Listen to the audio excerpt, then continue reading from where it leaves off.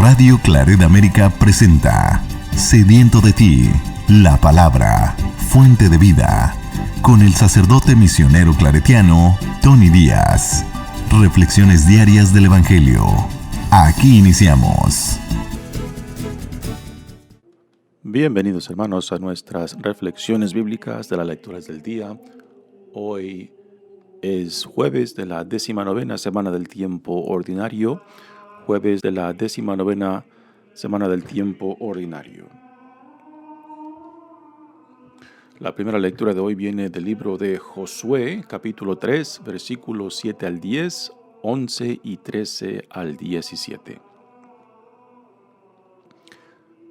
En aquellos días el Señor le dijo a Josué: Hoy mismo voy a empezar a engrandecerte a los ojos de todo Israel, para que sepan que estoy contigo, lo mismo que estuve con Moisés. Ordena a los sacerdotes que llevan el arca de la alianza que se detengan en cuanto lleguen a la orilla del agua del Jordán. Josué les dijo a los israelitas: Acérquense a escuchar las palabras del Señor, su Dios, y prosiguió: En esto conocerán que el Dios vivo está en medio de ustedes y que destruirá ante sus ojos a los cananeos. El arca de la alianza del Señor de toda la tierra va a pasar el Jordán delante de ustedes, y en cuanto los pies de los sacerdotes que llevan el arca de la alianza del Señor de toda la tierra toquen el Jordán, las aguas que van hacia abajo seguirán corriendo, y las que vienen de arriba se detendrán formando un muro. Así pues, el pueblo salió de su campamento para cruzar el Jordán, encabezado por los sacerdotes que llevaban el arca de la alianza.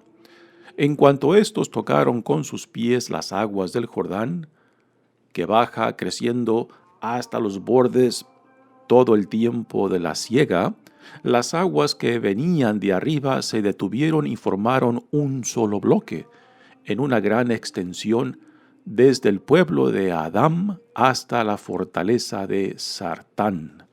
Entretanto, las aguas que bajaban hacia el mar muerto desaparecieron por completo, y el pueblo cruzó el Jordán frente a Jericó. Los sacerdotes que llevaban el arca de la alianza del Señor se detuvieron en medio del Jordán, que había quedado seco, mientras todo el pueblo de Israel cruzaba por el cauce vacío. Palabra de Dios. El salmo responsorial es el Salmo 113 y el responsorio es: bendigamos al Señor. Bendigamos al Señor. Al salir Israel de Egipto, al salir Jacob de un pueblo bárbaro, Judá fue santuario de Dios, Israel su dominio.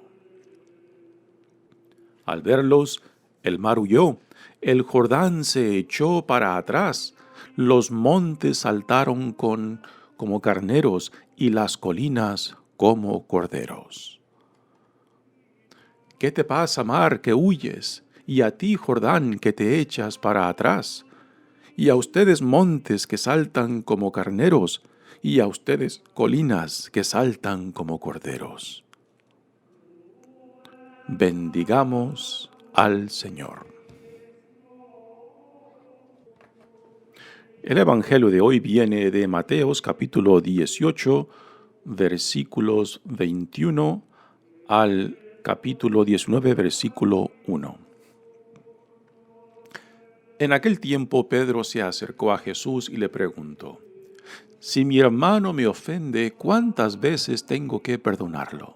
¿Hasta 7 veces? Jesús le contestó: No solo hasta 7, sino hasta 70 veces 7. Entonces Jesús les dijo: El reino de los cielos es semejante a un rey que quiso ajustar cuentas con sus servidores. El primero que le presentaron le debía muchos millones. Como no tenía con qué pagar, el Señor mandó que lo vendieran a él, a su mujer y a sus hijos y todas sus posesiones, para saldar la deuda. El servidor, arrojándose a sus pies, le suplicaba diciendo: «Ten paciencia conmigo y te lo pagaré todo». El rey tuvo lástima de aquel servidor, lo soltó y hasta le perdonó la deuda. Pero apenas había salido aquel servidor, se encontró con uno de sus compañeros que le debía poco dinero. Entonces lo agarró por el cuello y casi lo estrangulaba, mientras le decía: «Págame lo que me debes». El compañero se le arrodilló y le rogaba: «Ten paciencia conmigo y te lo pagaré todo». Pero el otro no quiso escucharlo, sino que fue y lo metió en la cárcel hasta que le pagara la deuda. Al ver lo ocurrido, sus compañeros se llenaron de indignación y fueron a contarle al rey lo sucedido. Entonces el Señor lo llamó y le dijo: «Siervo malvado, te perdoné toda aquella deuda porque me lo suplicaste. ¿No debías tú también haber tenido compasión de tu compañero como yo tuve compasión de ti?» Y el Señor, encolerizado, lo entregó a los verdugos para que no lo soltaran hasta que pagara lo que debía. Pues lo mismo hará mi Padre Celestial con ustedes si cada uno no perdona de corazón a su hermano. Cuando Jesús terminó de hablar, salió de Galilea y fue a la región de Judea, que queda al otro lado del Jordán. Palabra del Señor. Muy bien, damos comienzo a nuestra reflexión de las lecturas de hoy. Hoy empezamos a leer el libro de Josué, que es el primero de los libros históricos. También es considerado como uno de los libros preproféticos. Y el libro de Josué está dividido en tres partes generales. La primera parte trata la conquista de la tierra que Dios le da por herencia a Israel. La segunda parte trata de la división de la tierra entre los 12 hijos de Jacob, que representan las 12 tribus. Y la tercera parte trata de los últimos días de Josué. En cierta manera, este libro la vida de Josué es un paralelo de la vida de Moisés, quien Dios llamó para que fuera el intermediario entre él y el pueblo de Israel, y también el guía que acercó al pueblo de Israel que Dios había sacado de la esclavitud de Egipto, lo acercó a la tierra prometida. Dice la primera lectura de hoy. En aquellos días el Señor le dijo a Josué: «Hoy mismo voy a empezar a engrandecerte a los ojos de todo Israel, para que sepan que estoy contigo, lo mismo que estuve con Moisés». Así que aquí Dios está dejando en claro de que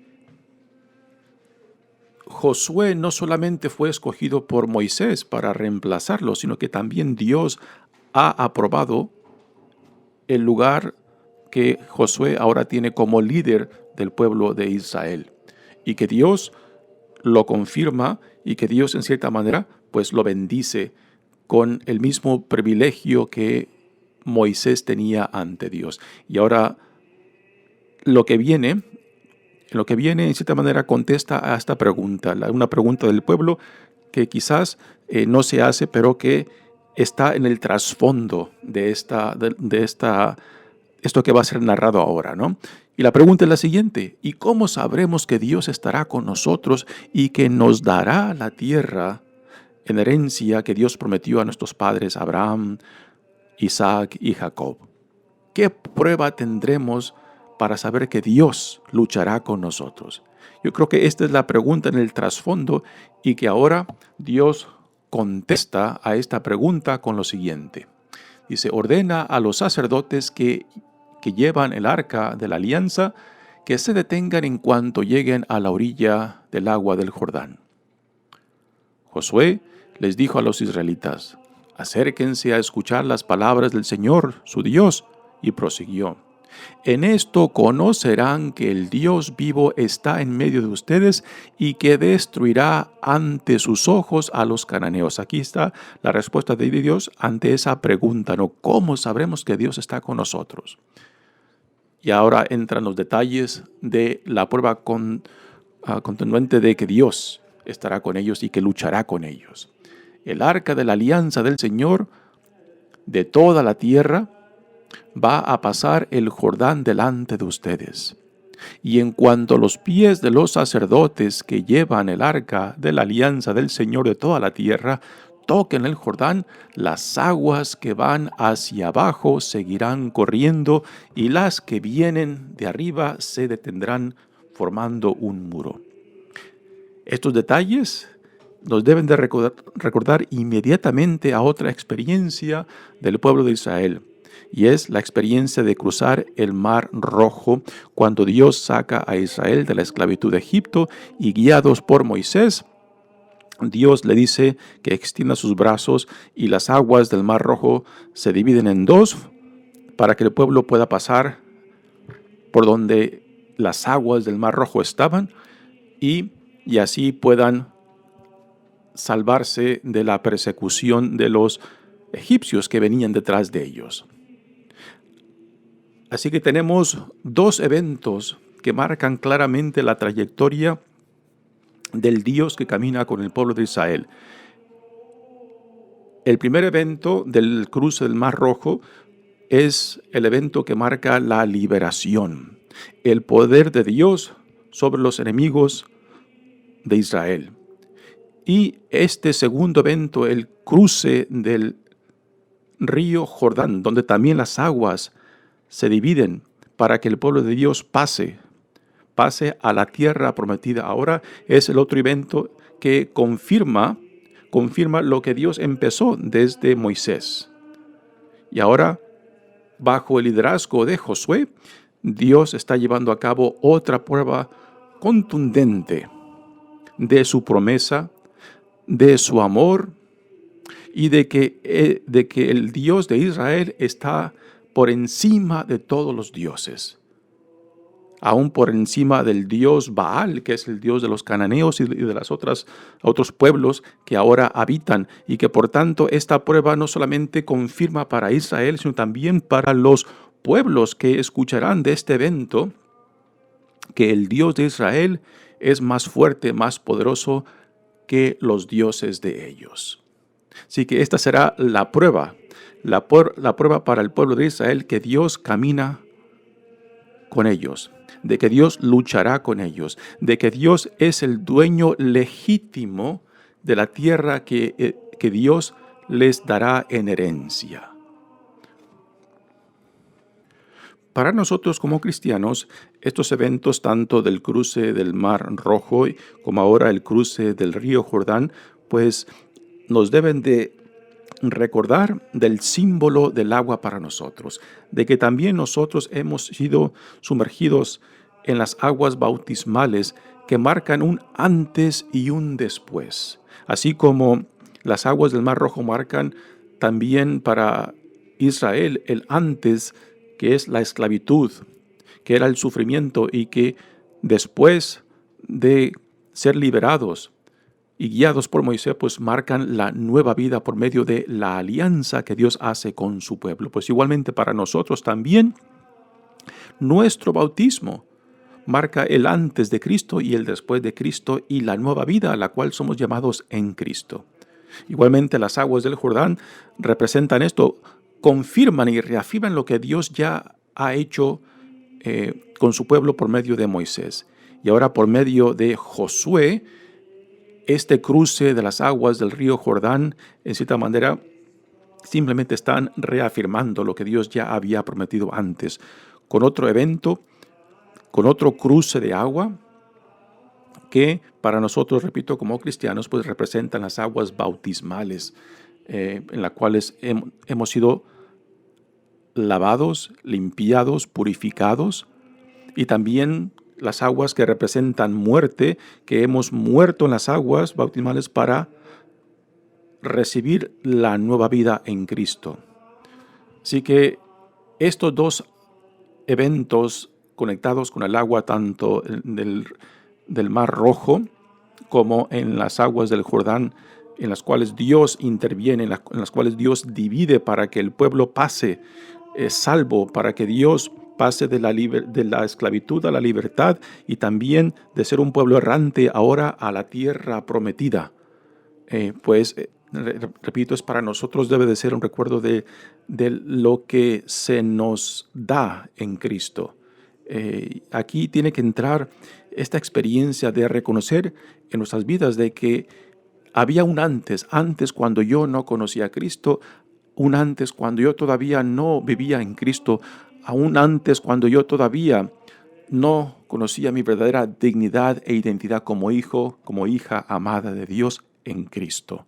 Y que ahora en Cristo, por medio de la acción salvadora de Dios en Cristo, por medio de su resurrección, por medio del Espíritu Santo, pues ahora hemos sido reconciliados, hemos sido restaurados y ahora somos llamados a revestirnos de nuestra nueva identidad y dignidad como ciudadanos del reino que Dios ha inaugurado en Jesucristo, como hijos e hijas amados de Dios, puesto que en nuestro bautismo Dios nos adopta como sus hijos e hijas y, por tanto, herederos de lo que Dios ha prometido a su pueblo por medio de Cristo. Continúa la lectura de hoy diciendo: así pues, el pueblo salió de su campamento para cruzar el Jordán, encabezado por los sacerdotes que llevaban el arca de la alianza. Aquí hay que utilizar un poco la imaginación. Recordamos que el arca es una estructura, una caja llevada por los sacerdotes, dentro de la cual del arca están las tabletas de los mandamientos que Dios grabó en piedra para sellar la alianza que Dios había hecho con su pueblo. Y esas tabletas de la alianza representan la presencia misma de Dios. En el caminar en el desierto, esos 40 años, era la columna de nubes y la columna de fuego que acompañaba al pueblo de Israel, que representaban la presencia de Dios mismo cuando Dios bajaba y se acercaba a la tienda de la reunión. Ahora es el arca de la alianza, dentro del cual están las tabletas grabadas por Dios de los mandamientos que sellan esta alianza de Dios con su pueblo y de su pueblo con su Dios. Y esta es la presencia misma de Dios. Por eso cuando los sacerdotes judíos tocan el agua del Jordán es cuando se divide, y después de que las aguas se dividen, las del sur siguen corriendo hacia el Mar Muerto y las que van bajando del norte se forma una pared o un pilar de agua para que el pueblo de Israel ahora cruce hacia la tierra prometida. Y mientras el arca permanece donde el río Jordán corría, pues las aguas, ahí ya las aguas están estancadas, mientras que el pueblo pasa. Ya después que crucen los sacerdotes con el arca, ya las aguas regresarán. También nos dicen los comentaristas del Antiguo Testamento que es muy significante que en el tiempo que se narra este evento, pues es tiempo de lluvia, es el tiempo de la primavera, cuando las aguas del Jordán están en lo más alto, ¿no? Y esto pues intensifica la idea de que este acto de Dios, esta intervención divina por Dios, pues es más significante, puesto que había mucho más agua corriendo en el río Jordán. Continúa la lectura diciendo: y en cuanto estos tocaron con sus pies las aguas del Jordán, que baja crecido hasta los bordes todo el tiempo de la siega, las aguas que venían de arriba se detuvieron y formaron un solo bloque en una gran extensión desde el pueblo de Adán hasta la fortaleza de Sartán. Entre tanto, las aguas que bajaban hacia el Mar Muerto desaparecieron por completo y el pueblo cruzó el Jordán frente a Jericó, Los sacerdotes que llevaban el arca de la alianza del Señor se detuvieron en medio del Jordán, que había quedado seco mientras todo el pueblo de Israel cruzaba por el cauce vacío. Nuevamente, esta escena es de importancia porque está conectada con la otra escena del cruce del Mar Rojo. El cruce del Mar Rojo está conectado con la liberación. El cruce del río Jordán está conectado con la posesión de la tierra que Dios había prometido que les daría a los herederos de Abraham, Isaac y Jacob, y ahora se está cumpliendo. Muy bien, pasemos ahora al Evangelio de hoy, que viene de Mateos. Ayer escuchamos el Evangelio de Mateo en torno a cómo la comunidad debe de responder a la necesidad de disciplina cuando alguien no está dispuesto a pedir o a dar perdón.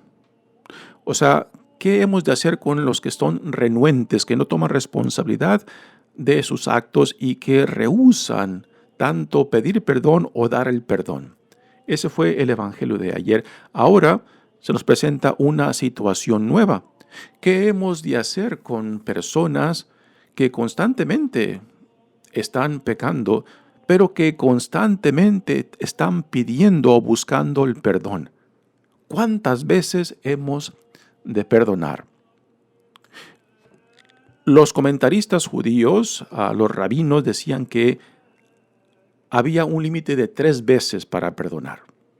Así que cuando Pedro aquí le pregunta a Jesús cuántas veces ha de perdonar al prójimo, y dice 7 veces, quizás Pedro piensa que está siendo muy generoso, puesto que la ley dice que solamente 3 basta.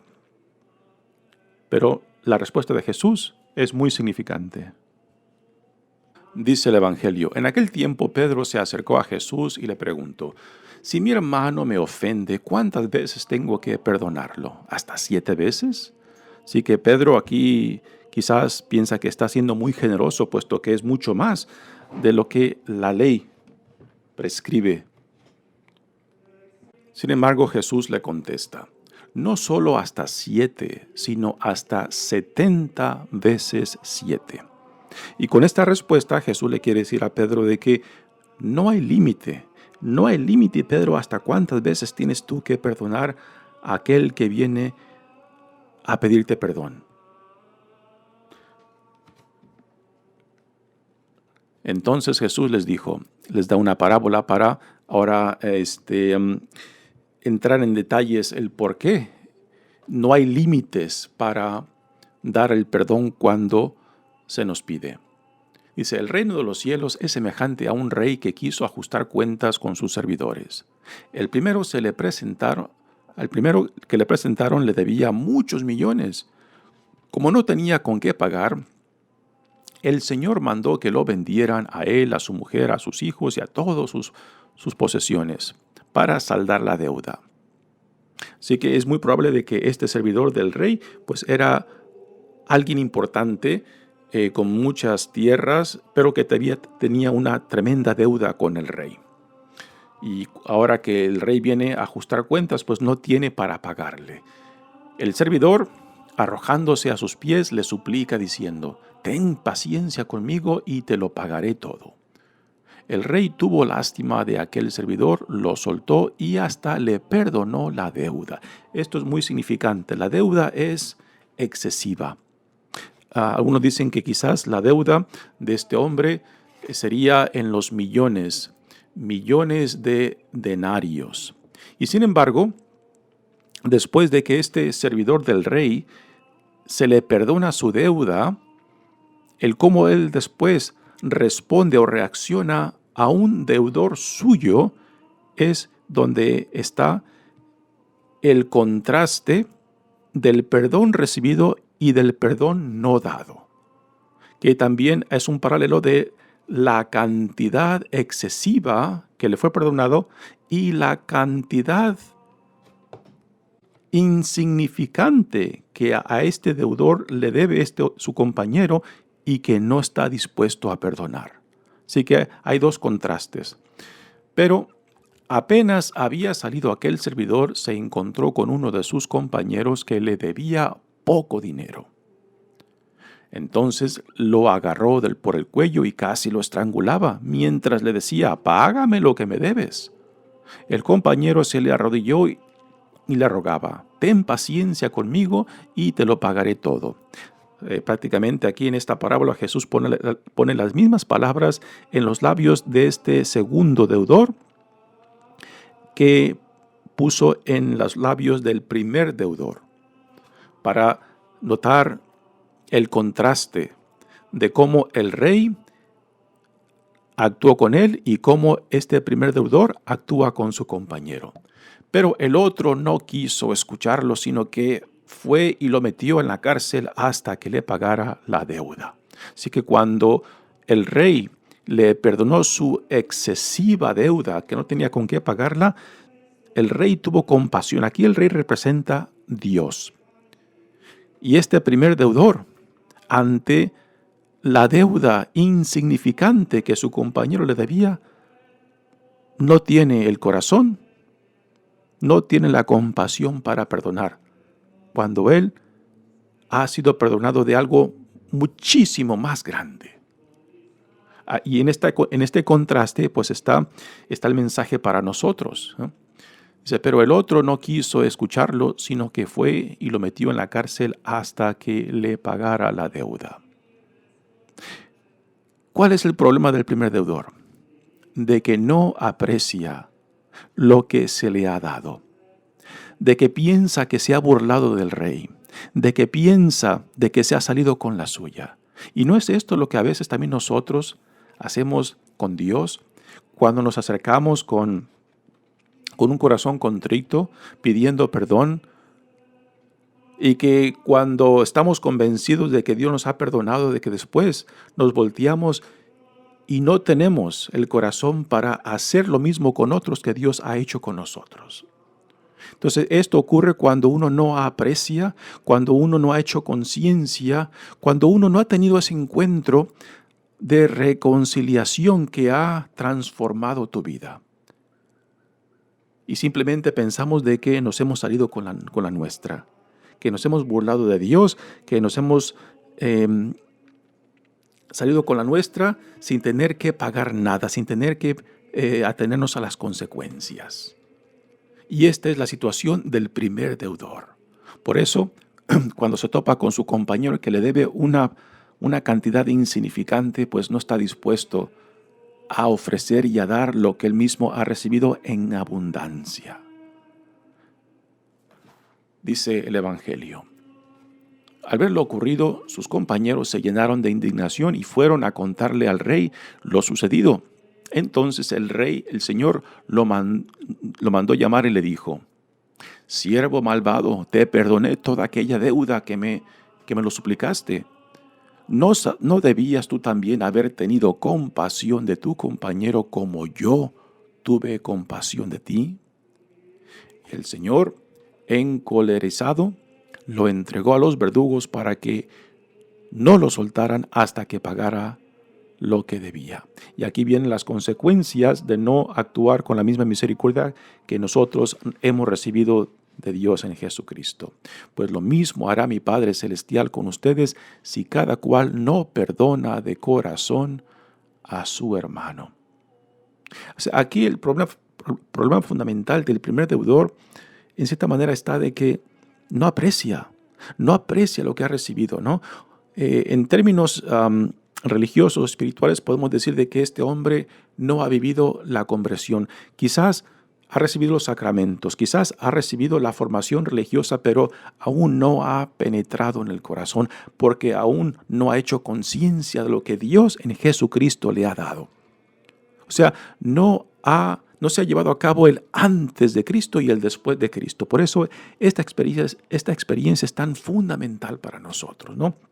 En la primera lectura hablamos de las aguas del Mar Rojo y del río Jordán, que representan las aguas bautismales para nosotros, que tienen que recordarnos de nuestra vida el antes de Cristo, el antes del bautismo y después del bautismo. De que si no se ha llevado a cabo en nosotros este encuentro fundamental con el Dios vivo, con Cristo resucitado, en la cual uno reconozca quién era yo, dónde estaba yo, de dónde Dios me ha sacado, para llevarme a la nueva vida en Cristo. Y que tiene que haber un punto que marque el antes y después. Ahora, esto no tiene que ser una experiencia de una vez o de 2 veces. Yo creo que son experiencias de vida, ¿no? Para unos pueden estar marcados por unos eventos claros, una experiencia de conversión. Para otros pueden ser un proceso largo de vida, pero claramente se puede ver en nosotros esa experiencia de quién era yo antes de que Cristo llegara a mi vida, de que Cristo me dijera, tú también eres un hijo, una hija amada de Dios, tú también eres digno de la salvación, no porque te lo mereces, no porque te lo has ganado, sino porque Dios te lo da. Y esa es la experiencia de que a pesar de nosotros mismos, yo me encuentre amado, perdonado, sanado, reintegrado. ¿Para qué?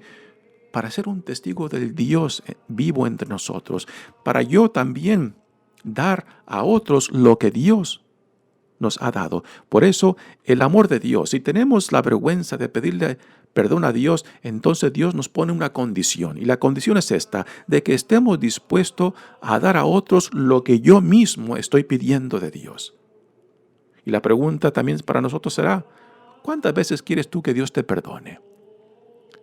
Y si estás necesitado de perdón, de reconciliación de Dios, y tienes el valor para pedirlo, para acercarte a Dios, Dios te dice, bueno, ¿quieres el perdón? Dalo también a aquellos que están en tu vida. Porque si para nosotros no queremos ningún límite de perdón de Dios, entonces ¿cómo lo vamos a rechazar para el prójimo? Y quizás algunos dirán, bueno, pero es que algunos no son sinceros cuando piden perdón. Bueno, sí, quizás. Pero esa sinceridad, ¿quién la va a juzgar? ¿Tú? Déjaselo a Dios. Y esto implica de que quizás algunos se aprovecharán de esto, pero ya no corre por cuenta tuya, corre por cuenta de ellos. A última, nosotros somos llamados a imitar la generosidad, la compasión y misericordia de Dios. Mi nombre es Padre Tony Díaz, misionero claretiano. Que Dios los bendiga. Radio Claret América presentó Sediento de ti, la palabra. Fuente de vida. Sus comentarios son importantes. Contáctenos en radioclaretamerica@gmail.com.